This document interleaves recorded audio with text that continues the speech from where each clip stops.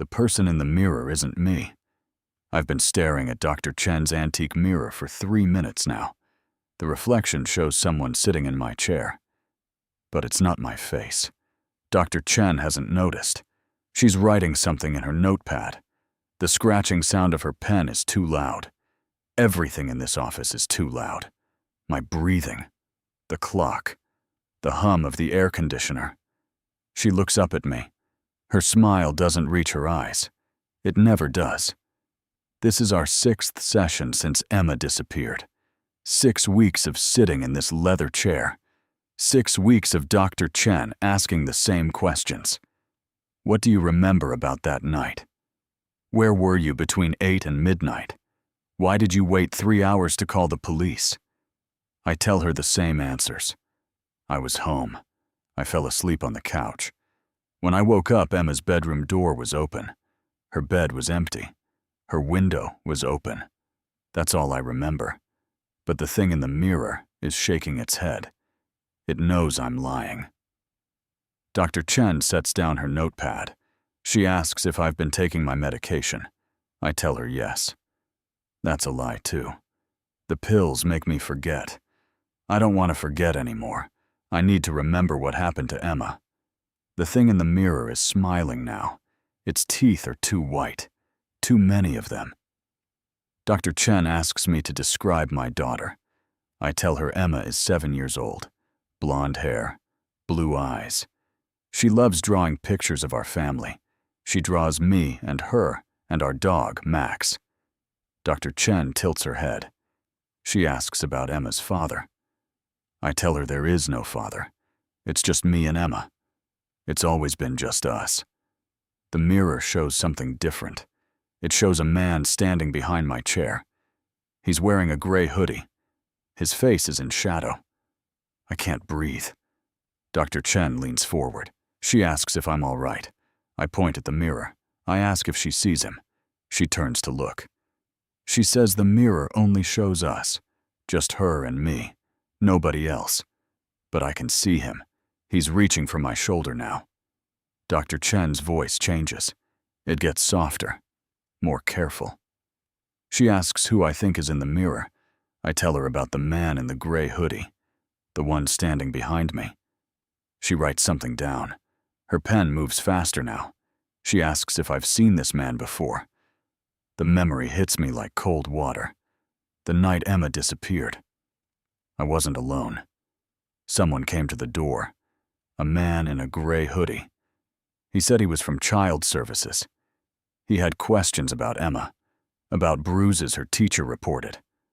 I let him inside. I made coffee. We sat at the kitchen table. Emma was watching TV in the living room.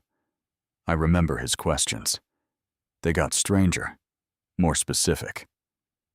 How often do you lose time? Do you ever find things moved in your house?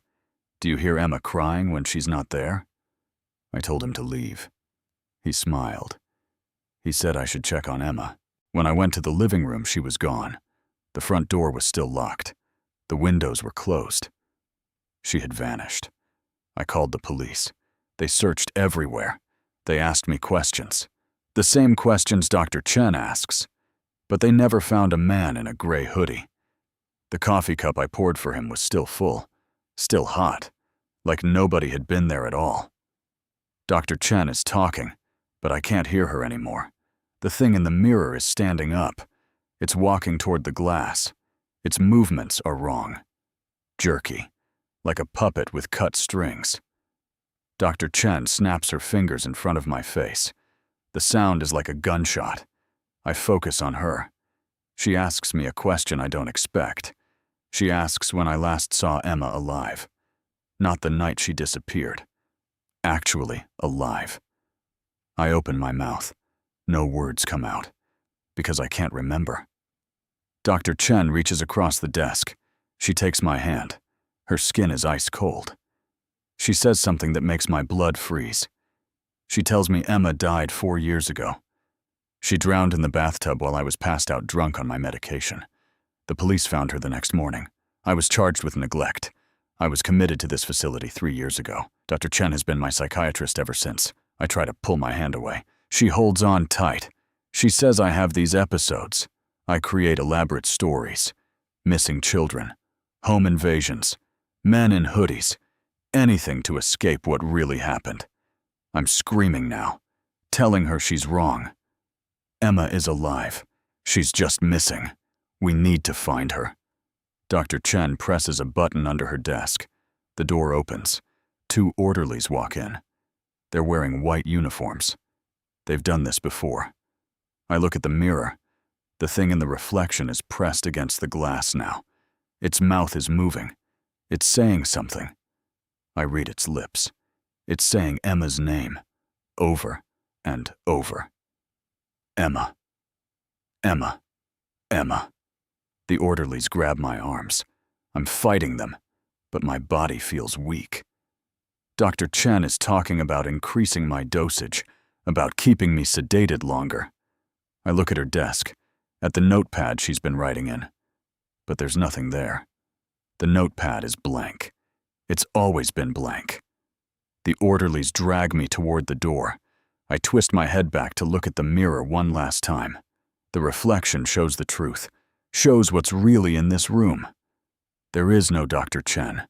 There is no desk. There are no orderlies.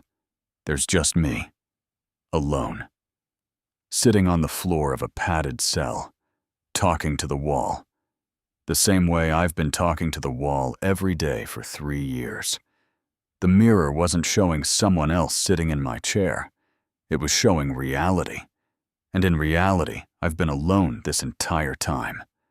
The last thing I see before the door closes is my own reflection, and it's smiling, because it knows something I'm only now remembering. I didn't fall asleep the night Emma drowned. I held her under the water, and I remember why. I remember the voice that told me to do it, the voice that sounds exactly like mine. The door locks.